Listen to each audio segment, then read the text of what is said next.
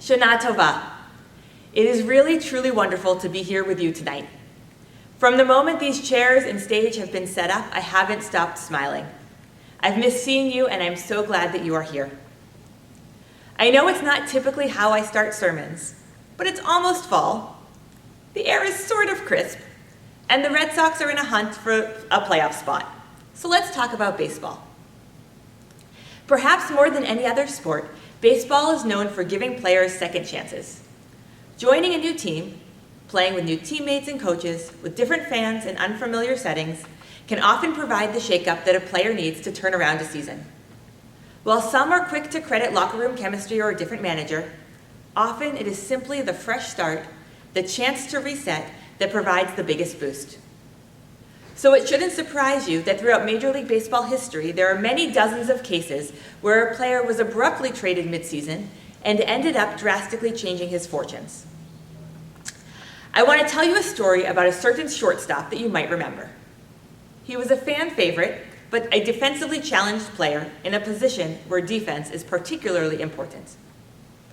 On the last day in July in 2004, Major League Baseball's trade deadline, Nomar Garciaparra was sent to the Chicago Cubs as part of a 4-player trade that gave the Red Sox Orlando Cabrera. Sox fans were livid. Cabrera may have had a strong defensive record, but he was mediocre at the bat, and for him, we gave up Nomar? What came next, though, shocked the baseball world. Cabrera not only continued to be a superior fielder, but he also managed to out-hit Nomar over the remainder of the season. In fact, he produced at all-star level and led his team to the second-best record in the league, a wild-card playoff berth and a date with destiny as the world champions.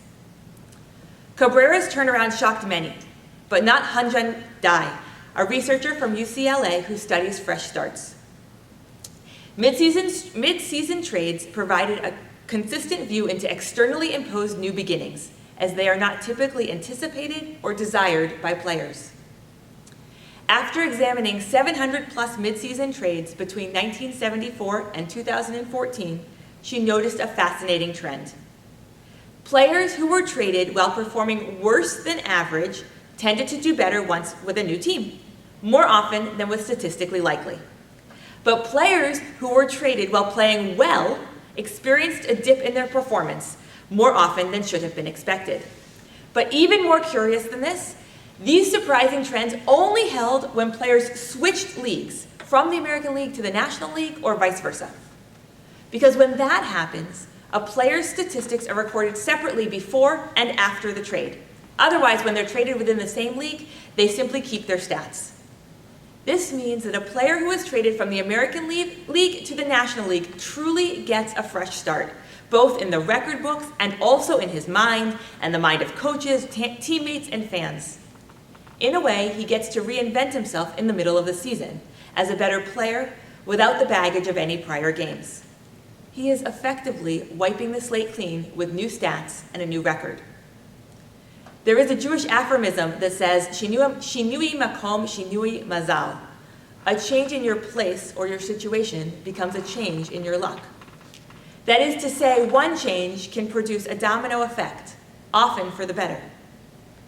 I'm pretty sure this phrase wasn't written for Orlando Cabrera, but maybe Theo Epstein was remembering something he learned in Hebrew school when he sealed that deal that fateful day in July.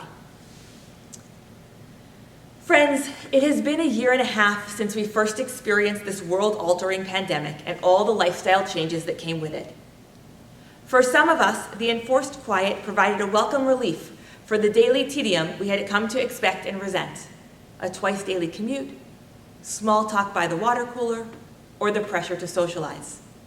Once the pandemic laid bare our best-laid plans for pretending we lived the perfect life, we could take stock of our lives and truly assess our priorities. It taught us that we weren't the only ones sitting on our couch watching Netflix on a Saturday night instead of living La Vida Loca. And that knowledge gave us permission to enjoy our guilty antisocial pleasures with that much less guilt. For others, though, the sudden quarantine felt more like house arrest. With nothing open and everyone fearful, that same couch became the setting for our own personal Groundhog Day as we doom scrolled through Facebook and physically felt our anxiety levels rise.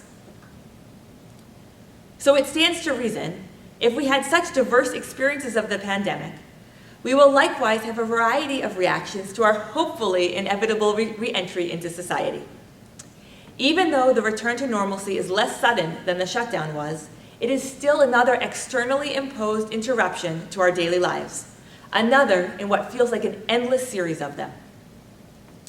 The question, friends, is this: before the interruption, were we playing well or were we playing poorly?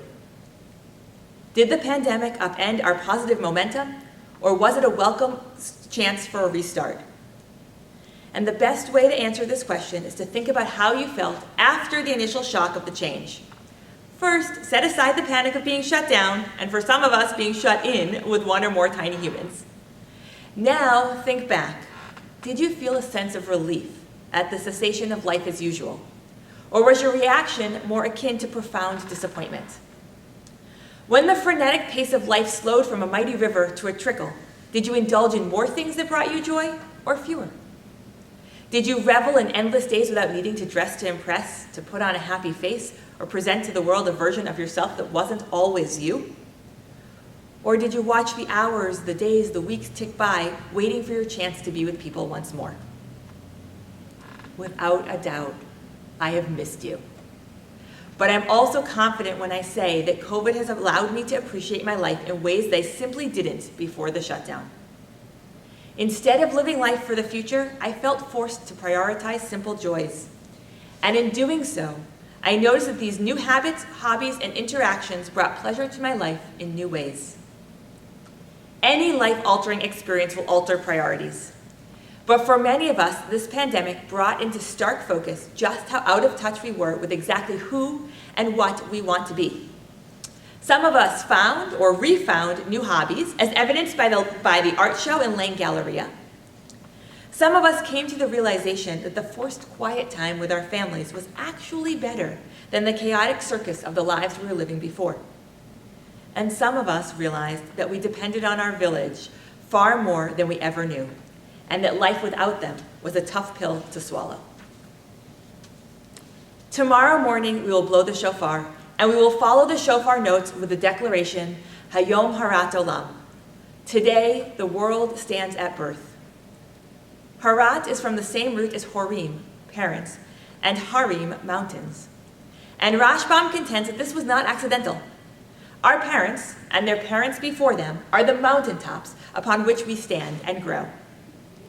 Today, on Rosh Hashanah, the world is pregnant with possibilities, both the big world out there and our tiny individual worlds.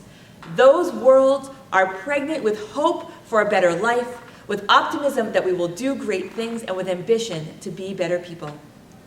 We anticipate great things from this unborn world, and we know that it is our responsibility to shape it into the world in which we want to live. Every Rosh Hashanah, we are given the opportunity to wipe the slate clean and start anew. This Rosh Hashanah in particular is a new beginning for us.